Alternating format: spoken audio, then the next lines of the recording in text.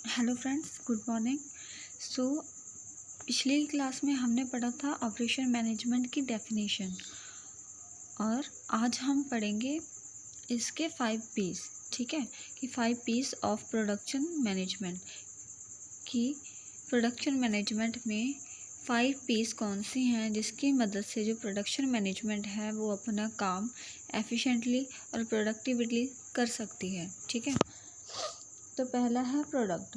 अब प्रोडक्ट आपको मैंने पहले बता ही दिया था कि ये एक आउटपुट होती है जो इनपुट को ट्रांसफॉर्म कर कर बनाई जाती है। जैसे इनपुट्स जैसे हमारी होगी रॉ मटेरियल को हम जब कन्वर्ट करेंगे एक फिनिश्ड गुड्स की फॉर्म में, तो वो हमारी आउटपुट होगी।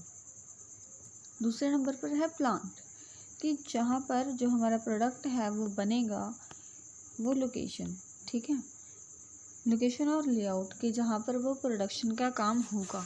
जैसे अगर हम ऑटोमोबाइल्स इंडस्ट्रीज़ की बात करें तो जो हमारी स्कूल बसेस होती हैं, एसएमएल बसेस होती हैं, ठीक है, ये कहाँ पर प्रोड्यूस होती हैं? एक फैसिलिटी और एक प्लांट लोकेशन में। ठीक है, एक पर्टिकुलर एरिया में जहाँ पर ये प्रोडक्शन होती है उसको हम प्लांट कहते हैं। ये मतलब एक पूरा फुल टॉपिक है, हम अगली जो वीडियोस होंगी हम उसमें स्टडी करेंगे। ठीक है, अगला है प्रोसेस क्या होता है? कि setting of a machine into proper way of working, कि किस तरीके से काम करना है। अगर मैन पावर ने काम करना है तो उनको किस तरीके से सेट करना है, अगर मशीन्स ने वर्क करना है तो उस मशीन्स को किस तरीके से सेट करना है। ठीक है, ताकि जो उनका मतलब प्रोसेस वर्क है वो डन होता रहे। ठीक है,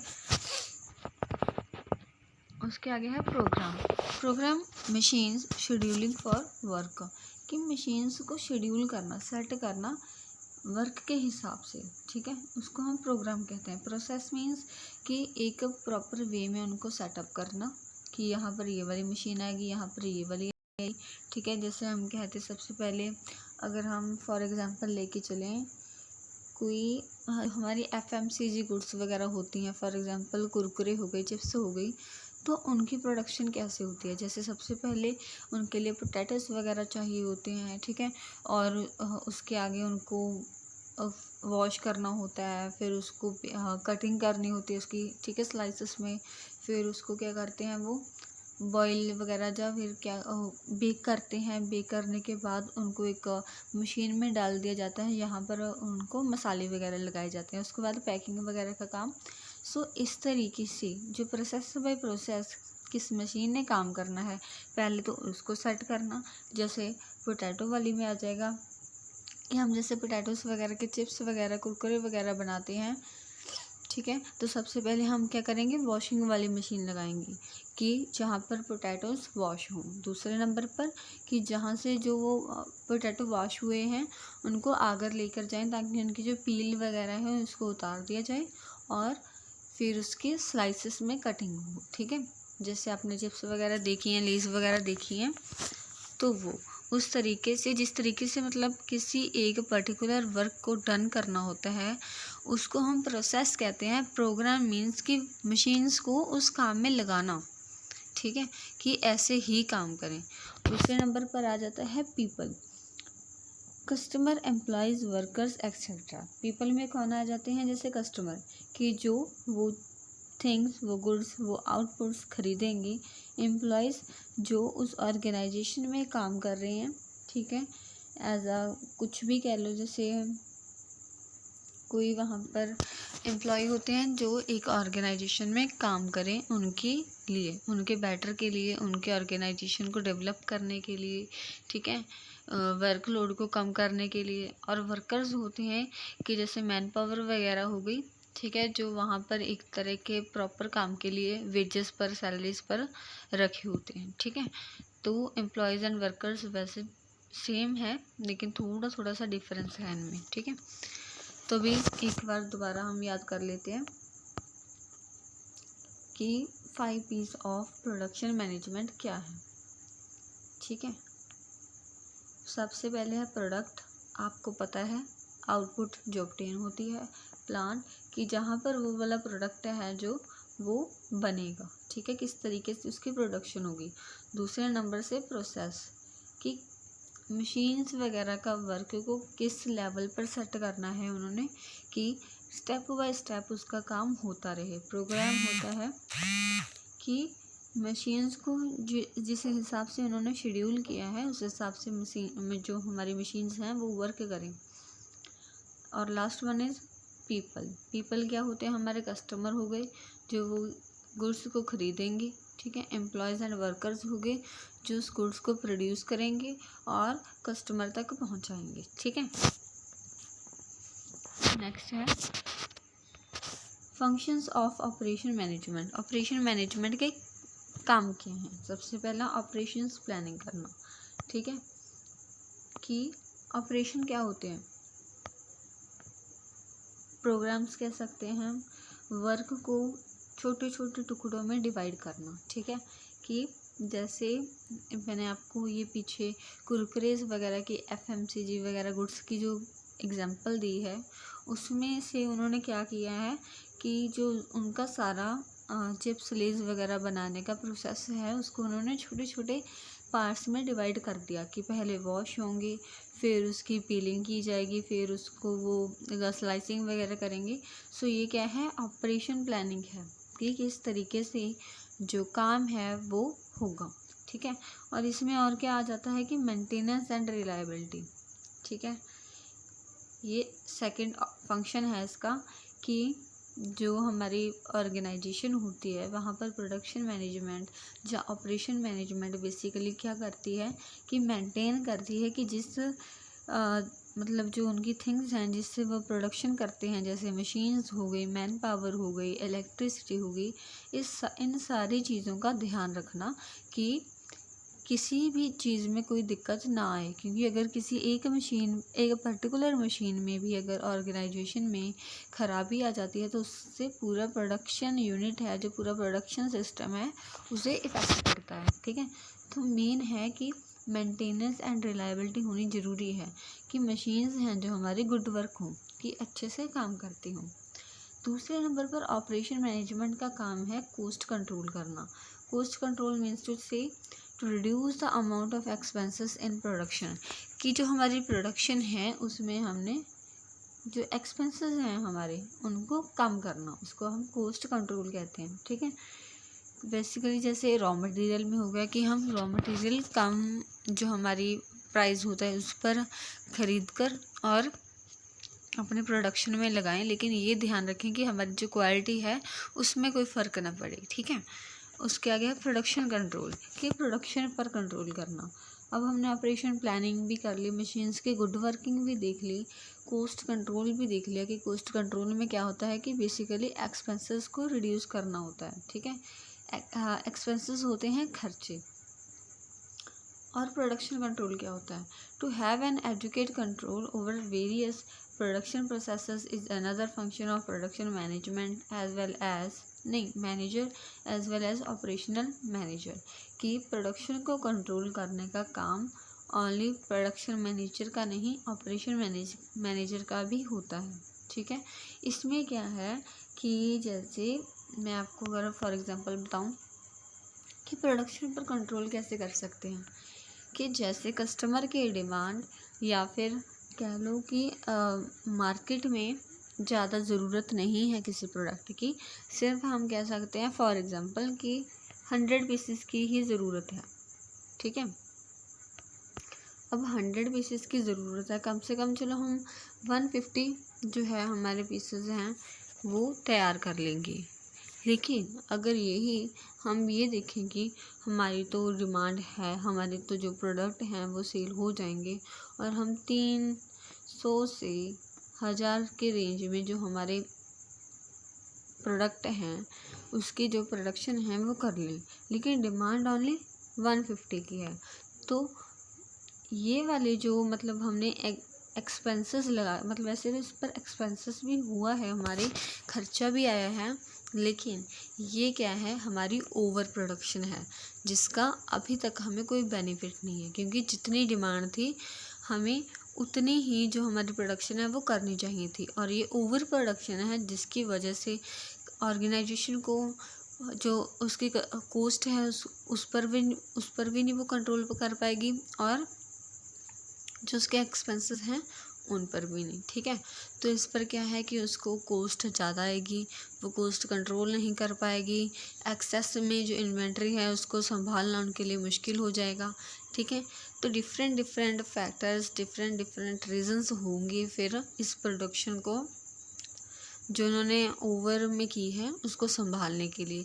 सो इसीलिए कहा जाता है कि एक ऑर्गेनाइजेशन को और एक प्रोडक्शन एंड ऑपरेशनल मैनेजर को ये ध्यान में रखना होता है कि प्रोडक्शन पर कंट्रोल रहे, कि जितनी डिमांड हो उतनी ही प्रोडक्शन हो। अगर उससे ज़्यादा हो रही है तो उसका जो हमारी कंपनी है, जो हमारी ऑर्गेनाइजेशन है, उसको ही नुकसान है, ठीक है। लॉजिस्टिक्स एंड डिस्ट्रीब्यूशन, कि जो हमने प्रोडक्शन कर ली अब उसको हमने क्या करना है, डिस्ट्रीब्यूट करना है। Distribution in operation management ensure the, अब ये क्या इंश्योर करती है कि efficient and effective use of goods and services, कि जो प्रोडक्शन उन लोगों ने की है एक प्रोडक्शन यूनिट में, कि उसका एफिशिएंट एंड इफ़ेक्टिव यूज़ होगी, अच्छे तरीके से वो गुड्स एंड सर्विसेज यूज़ की जानी चाहिए, तभी उनको बेनिफिट होगा, ठीक है।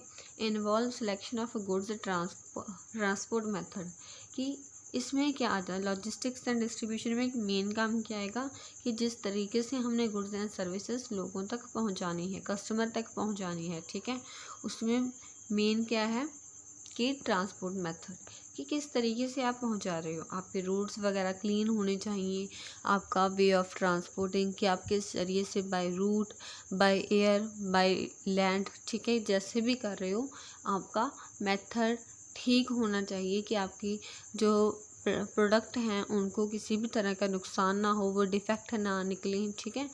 तो आप सभी को अगर ये चीज़ों का ध्यान रखा जाएगा तो ही जो हमारी प्रोडक्शन मैनेजमेंट हैं वो अपने एफिशिएंट एंड इफ़ेक्टिव वर्क में क्या है, एबल होंगी आगे अपने बिजनेस की डेवलपमेंट करने के लिए।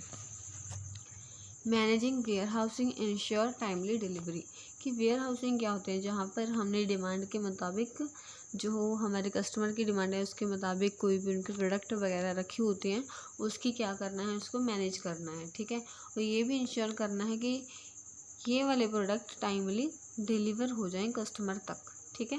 तभी जो कस्टमर की सेटिस्फेक्शन है, कस्टमर की रिलायबिलिटी है, ऑर्गेनाइजेशन के साथ बनी रहेगी। अगर यही नहीं होगी तो जो एक ऑर्गेनाइजेशन है, जो एक बिज़नेस है, जो एक शॉप है, उसका जो काम है वो अच्छा नहीं चलेगा, ठीक है। उसका मतलब जो बिज़नेस है वो अच्छा रन नहीं करेगा।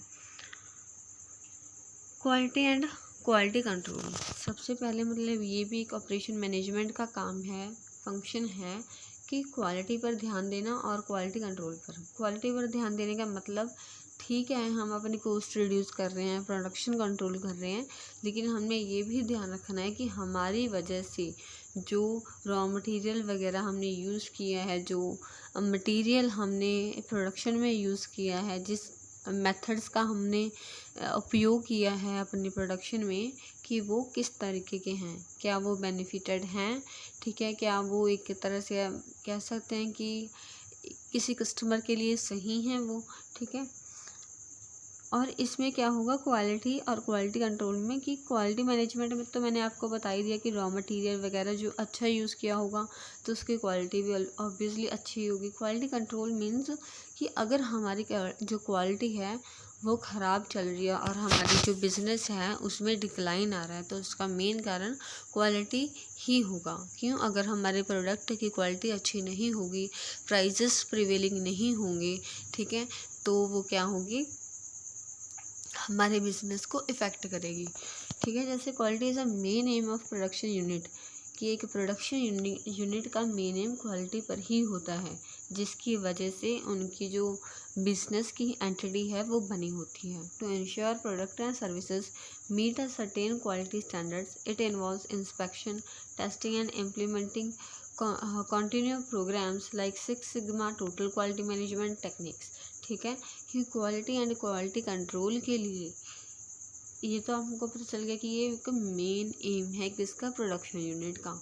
और दूसरे नंबर पर ये इंश्योर करता है कि प्रोडक्ट एंड सर्विसेज हैं जो वो एक क्वालिटी स्टैंडर्ड्स होते हैं ना कि इस लेवल की इसमें क्वालिटी होनी चाहिए, उसको मीट करते हों। दूसरे नंबर पर कि जब किसी भी प्रोडक्ट की जो प्रोडक्शन है वो होती है तो उसमें क्या कुछ आता है कि उसकी इंस्पेक्शन की जाती है, ठीक है, और उसकी टेस्टिंग की जाती है, उसको इम्प्लीमेंट किया जाता है आगे अपने प्रोग्राम्स को डन करने के लिए।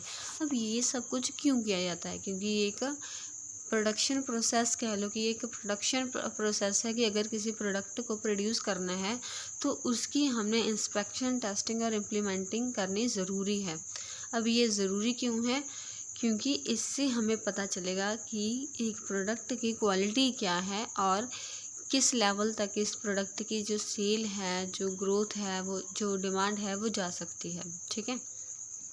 और जब ये इंस्पेक्शन एंड टेस्टिंग वगैरह होती है तो प्रोसेस में एक मेन बात ये भी होती है कि जब तक इंस्पेक्शन और टेस्टिंग ना हो तब तक जो ऑर्गेनाइजेशन है वो बल्क में गुड्स है जो प्रोड्यूस नहीं करती, ठीक है। एक तरह से सैंपल्स वगैरह तैयार करती है कुछ का, जिस पर वो टेस्टिंग एंड अपनी इंस्पेक्शन वगैरह हैं वो कर सकते हैं। उसके बाद ही वो इम्प्लीमेंट करेंगे अगर ये वाला मेथड वगैरह सही हुए, और अगली अपनी जो प्रोग्राम्स होंगे आगे प्रोडक्शन का काम होगा उस पर यूज़ करेंगे, ठीक है। तो अब क्वालिटी को देखने के लिए कुछ ना कुछ मतलब एक टेक्निक्स वगैरह हैं जो यूज़ की जाती हैं। इस पर आपका प्रॉपर एक यूनिट भी है, जैसे 6 सिग्मा हो गया, टोटल क्वालिटी मैनेजमेंट होगी कि पूरी क्वालिटी की मैनेजमेंट क्या मतलब एक पूरी प्रोडक्शन की क्या क्वालिटी है। ऐसी टेक्निक्स हैं जो यूज़ की जाती हैं। नेक्स्ट है हमारा प्रोडक्ट एंड सर्विस डिज़ाइन, ठीक है। ये आपका एक नया टॉपिक है, product and service design.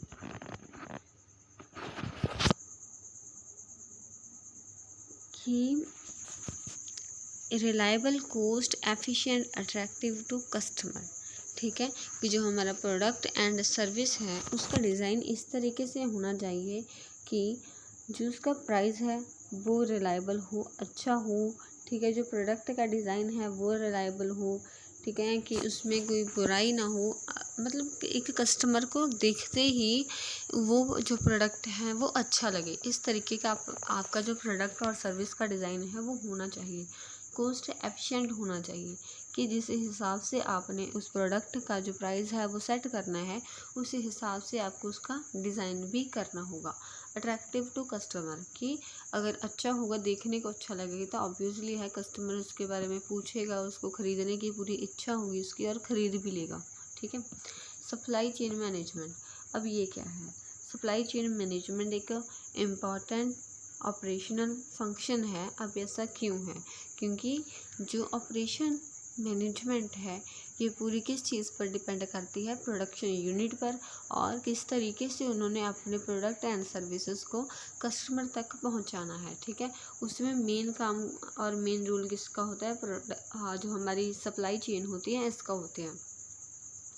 Critical function in operation management, अब कुछ इम्पॉर्टेंट और क्रिटिकल मतलब कुछ का हाई रिस्की से फंक्शन होते हैं जो ऑपरेशन मैनेजमेंट के फ्लो ऑफ मटेरियल में from supplier to production help करते हैं, ठीक है। कि प्रोडक्शन से लेकर सप्लायर तक वो उन गुड्स एंड सर्विसेज को पहुंचाने के लिए क्रिटिकल फंक्शंस हैं जो वो प्ले होते हैं। Help to reduce cost, improve the delivery time, जब अगर हमारे मतलब एक सप्लाई चेन मैनेजमेंट होता है कि अच्छे से हमारी जो हमारी सप्लाई चेन है उसको हमने मैनेज किया होगा, उनके साथ हमारे रिलेशंस अच्छे होंगे तो वो क्या करेगी, हमारी कॉस्ट को रिड्यूस करेगी और हमारी डिलीवरी टाइम को इम्प्रूव करेगी। अब ऐसा क्यों है? क्योंकि उनको पता है कि ये हमारे पक्के ग्राहक हैं, ठीक है। जब हमारे हम कह सकते हैं कि 100% श्योर हमारे कस्टमर यही हैं, तो हमें मतलब अगले सालों तक जितना भी समय उनका बिजनेस है हमने उनका साथ देना है। तो इसकी वजह से जो वो ये है कि कॉस्ट रिड्यूस हो जाएगी, इम्प्रूव डिलीवरी टाइम हो जाएगा। तो ये इसीलिए होता है क्योंकि हमारा जो सप्लायर्स होते हैं उनके साथ एक ऑर्गेनाइजेशन का अच्छा बिहेवियर, अच्छा रिलेशन होता है, ठीक है। नेक्स्ट है इन्वेंट्री मैनेजमेंट। इन्वेंट्री को मैनेजमेंट करना सेम है ये प्रोडक्शन कंट्रोल जैसा, ठीक है। प्रोडक्शन कंट्रोल में वैसे क्या था कि जो हम प्रोडक्शन कर रहे हैं उस पर ही हमने कंट्रोल करना, कि हम एक्सेसिव प्रोडक्शन ना करें कि जितनी डिमांड ना हो, ठीक है। आगे क्या है प्रोडक्शन और जो हमारी इन्वेंट्री मैनेजमेंट है, ये इन्वेंट्री क्या होती है, हमारा स्टॉक होता है, ठीक है। स्टॉक में क्या आ जाता है, कोई रॉ मटेरियल आ गया, कोई हमारी फाइनल गुड्स जो हमने प्रोड्यूस करके पहले ही रख रखी हैं, ठीक है। कोई जो वर्क इन प्रोग्रेस जो अभी काम चल रहा है लेकिन अभी वो एक तरह का हमारे लिए स्टॉक की तरह है, ठीक है। Balancing the needs to meet customer demand without holding excessive inventory, reduce cost and avoid shortage. यहाँ तक तो हमें ये पता चल गया कि इन्वेंट्री क्या होती है, ठीक है। इन्वेंट्री क्या होती है कि raw material, work in progress और फिनिश्ड गुड्स जो हम स्टॉक के रूप में अपने पास स्टोर रखते हैं। और अब इसी चीज़ को मैनेज करना, अब मैनेज क्यों करना है, ताकि हम बैलेंस कर सकें कस्टमर की डिमांड को विदाउट होल्डिंग एक्सेसिव इन्वेंट्री, कि हमें पहले से एक तरह का एनालाइज होना चाहिए कि कस्टमर की कितनी डिमांड हो सकती है और हम उस हिसाब से जो हमारी प्रोडक्शन है वो करें, ठीक है। विदाउट होल्डिंग एक्सेसिव इन्वेंट्री, कि पहले ही इतनी इन्वेंट्री, इतना स्टॉक जमा करने से अच्छा है कि हम जो हमारी कस्टमर की डिमांड है उसको टाइम बाय टाइम एनालाइज करें और उस हिसाब से प्रोडक्शन करें, ठीक है। जब हम इन्वेंट्री मैनेज कर लेंगे तो उसका बेनिफिट क्या होगा कि हमारे जो कॉस्ट है, एक्सपेंसेस हैं उसको स्टोर करने के, उसको प्रोड्यूस करने के, वो थोड़े से कम हो जाएंगे। और शॉर्टेज है कि जब हम प्रॉपर एनालाइज के साथ, कस्टमर की डिमांड के एनालाइज के साथ प्रोडक्शन करेंगे, इन्वेंटरी को स्टोर करेंगे, सो उससे क्या होगा, हमारी जो शॉर्टेज है उसकी भी हमें कोई प्रॉब्लम नहीं आएगी, ठीक है। प्रोडक्ट डिज़ाइन एंड डेवलपमेंट, ठीक है। अभी तक जितना मैंने आपको करवाया, कि मैंने आपको फंक्शंस करवाए हैं कि ऑपरेशन मैनेजमेंट के फंक्शंस क्या होते हैं, आप एक बार अच्छे से इनको यहाँ से समझकर अपनी नोटबुक में राइट डाउन करना, एक फ्लो चार्ट की तरह बना लेना, ठीक है, ताकि आपके लिए बेनिफिट हो। अभी जो ये प्रोडक्ट डिज़ाइन एंड डेवलपमेंट है, ये वाला टॉपिक मैं आपको अगली वीडियो में करवाऊँगी, क्योंकि पहले ही ये वाली वीडियो है जो वो अप्रॉक्सीमेटली हाफ एन आवर की हो चुकी है, ठीक है। सो अगला टॉपिक हम अगली वीडियो में करेंगे। Thank you.